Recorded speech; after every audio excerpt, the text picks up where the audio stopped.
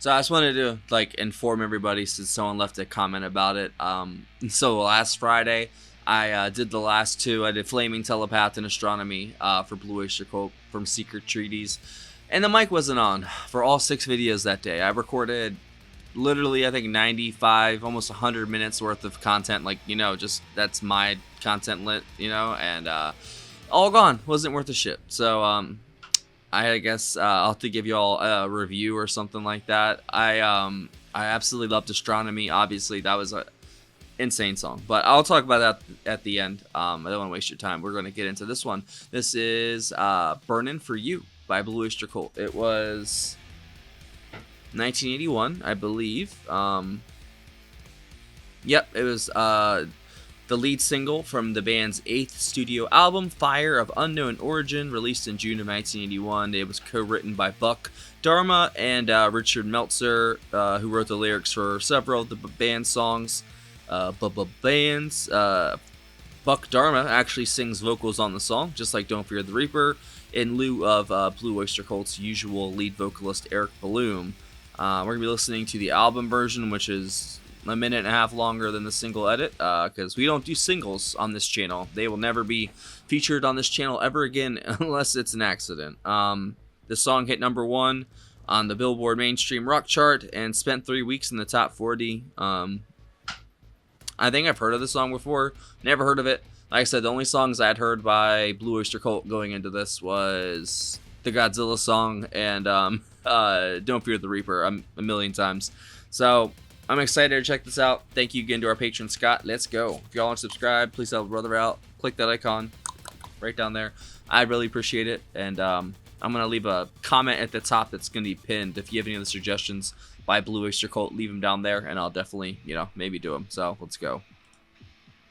Blue Oyster Cult, Burnin' For You. 3, 2, 1.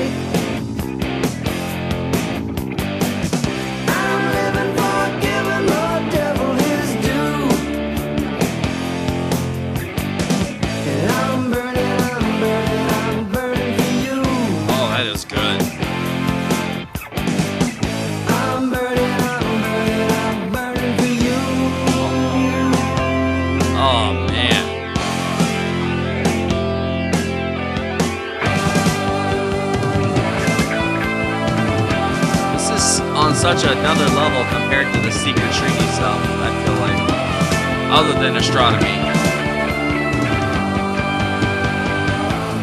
Time is the essence. Oh, and there's a couple songs. Time is the season. Time ain't no reason. That bass is crazy. Got no time to slow. Time everlasting. Time to play B-sides. Time ain't on my side.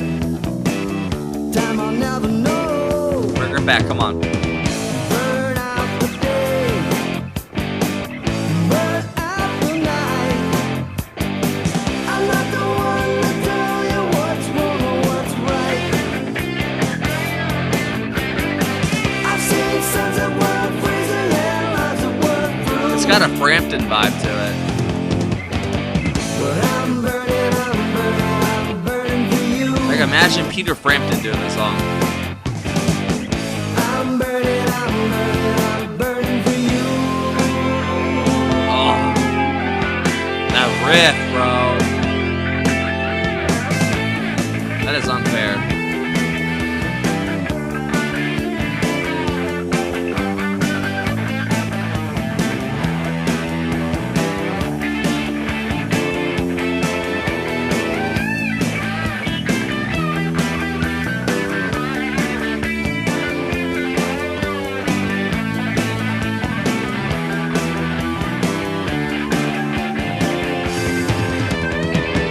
Burn out the day, That drummer's working burn too. out the night.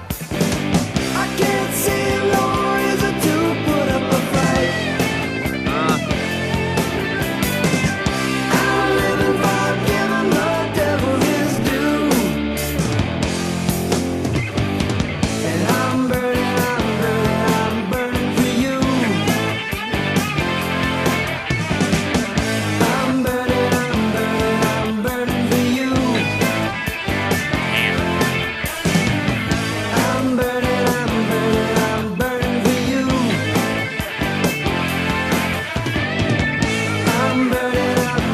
I'm burning for you.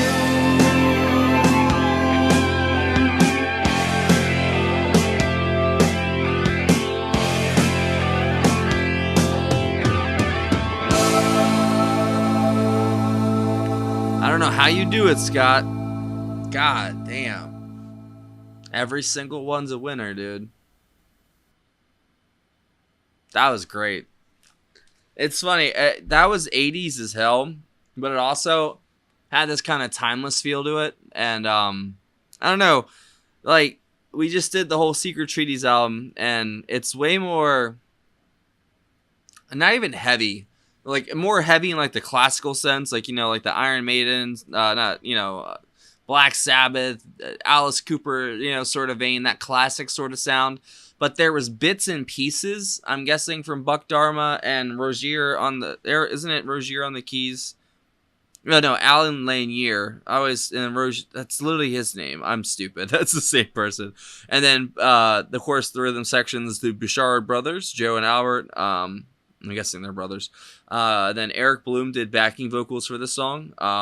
But honestly, yeah, Buck Dharma and Alan Lanier were the MVPs of the song, 100%. But Albert also had a couple fills in there, especially towards the end, once they were, I guess, finally building up for the final sort of chorus push there at the end. And he had some fills that were just like, oh shit, the cymbal sounds so good, man.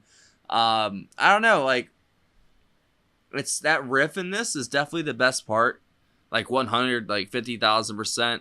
The way that chorus works with that riff kind of just ending it, you know, as it goes in, it's so good. I mean, that is one of the best choruses I think I've ever heard in my life. I'm not gonna lie. And this is a weird comparison, like, because the 70s stuff by Blue Oyster Cult is very, you know, classic, almost hard rockish, you know. But you can feel the 80s really heavy, and the keys and like the electronic presence and stuff, which I think is a great addition to their sound. Like, it really adds a lot to that already kind of harder edge sound, but it gives it kind of rounds it out and dulls it in a way, but not in a bad way. So it's kind of more acceptable to the masses in a way, kind of like how Don't Fear the Reaper is. You know, it's soft but heavy at the same time. Like, you can tell that there's an undercurrent of almost not even darkness, but there's some like shadowy stuff underneath of it. Like, you know, I'm burning for you. You know, like, it kind of has like this esoteric kind of occult just sheen to it. I don't know what it comes from. I don't know if it's the keys or the vocals or like just the way they use the vocals. I don't know exactly what it is, but it's there and I love it. I think it's so cool. They're so mysterious and so enigmatic, and I want to listen more. You know what I'm saying? Like, I want to listen to it again every time I listen to one of their songs because it's so intriguing sounding, you know? And there's a band nowadays that's kind of like that. It's very mysterious. I wear their shirts sometimes. Not after I started just wearing Hawaiian shirts and, you know, fun shirts for the summer, but I used to wear these shirts for Sleep Token. They're a modern band that I like, actually, one of the very few, and they're very mysterious, and their music is very, a lot of the lyrics are esoteric and occultish kind of stuff, and I find it very intriguing because, as somebody who is an eternal knowledge seeker, who's seeked a lot of knowledge throughout a lot of the traditional sources, and I've never found the answer that fits, I've gotten a ton of answers, but I don't have the question. You know what I mean?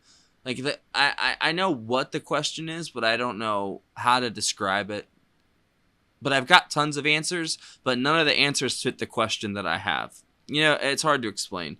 There's the dogmatic Christian way of looking at things. There's the Hindu way of looking at things. There's so many different ways of looking at all of the, just, I don't know. Like I said, you're looking through a keyhole with religion. If you're looking through a keyhole at the real thing, it's there. You kind of see a glimpse of it. You have an idea of it, but you don't know exactly what it is. You call it God, you call it whatever, the universe, but it's all the same thing. We're all describing the same source, We just have different names for it. Kind of like what the Tower of Babel metaphor kind of thing is, when we started to come together, God literally split us apart, because once everyone comes together, we're going to start building and reaching for the stars. And I guess we're not supposed to do that. And if you read the Old Testament, like a lot of the events that happen, if you read it with a modern lens of like how we understand things, it completely like changes all of what it says in a way. If you look at it from a certain lens and perspective,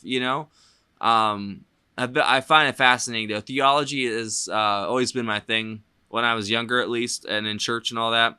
I was like, I was like an 8-year-old on the Bible quiz team. Everyone else was like in their teens, and I was like the one young kid, and I was just, I don't know, man. I was like a little, I don't know, rebellious genius, and I feel like I wasted so much of my potential, man. I really do, and I hate feeling that way, but here I am, right? But yeah, like I said, Buck Dharma, definitely the best part of this. He wrote it too, with Richard Meltzer. Great lyrics and a great hit. Definitely 80s. Oh, and the comparison. It's like Eminence Front for The Who. It's like the 80s sound that The Who had, It's like it has the electronic sheen and everything to it, and it's got an 80s, I don't know, flavor to it. And I really like it. And Eminence Front is still top 3 Who song for me. And I don't care what anybody says. That song goes so hard, bro. And then so does this song, actually. So, like I said, if you have any other suggestions by Blue Oyster Cult. Say it right, fucker. All right, leave it down below. I really appreciate y'all. Thank you again, Scott. Patreon, right here. That's a picture of it. Yeah. There's a link in the description. If you join the $15 tier or up, you get 1 free request a month. Join any tier, get access to all of our block videos and full album reactions from the Beatles to Blind Faith, everything in between. Lots of stuff. Patreon only Discord is also a perk. Come on and chat with us. We'd love to have you. And there's also a PayPal and Cash App in the description for tips, requests, and anything else. Thanks for watching, guys. I'll see you later.